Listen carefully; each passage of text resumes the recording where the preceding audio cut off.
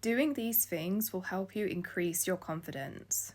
The first one is always to have good posture. Good posture is just really important, not only for your actual body, but just in terms of like expressing your confidence. It's always so much better to have good posture.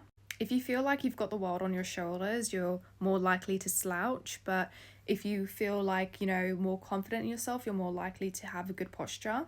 My second tip is to accept all aspects of yourself. So, accept your strengths, accept your weaknesses, accept the things that you're good at, and accept the things that you're bad at. All those things make you you, and you should accept every part of that.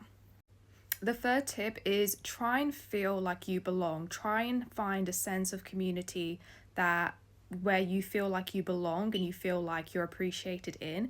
This doesn't always necessarily have to be like your local community. It can just be your family. It can also be like, say for instance, if you have a special interest in something like history, like find a history club or something like that.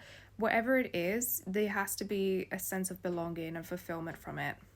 Another thing as well is to try and stand up for yourself. And this doesn't mean that you have to go like on a rampage and like, tear down stuff. I don't mean like that to stand up for yourself. What I mean is like, if there's something that, someone made a joke or something and you feel like it's offended you and it really hurt you, pull that person aside and say, hey, you did something and like it just made you made this joke and it really hurt my feelings. Or it could be that like, you're taking on too much work and learning to say no and learning to set a boundary. That is also standing up for yourself. My final tip is to not care about what people think. And yes, it is easier said than done.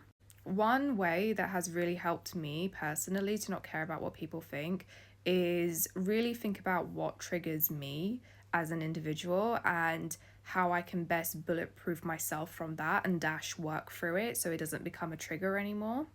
But let me know what you guys think in the comments. Let me know if you want me to explain or go into more detail about some of the things I've mentioned.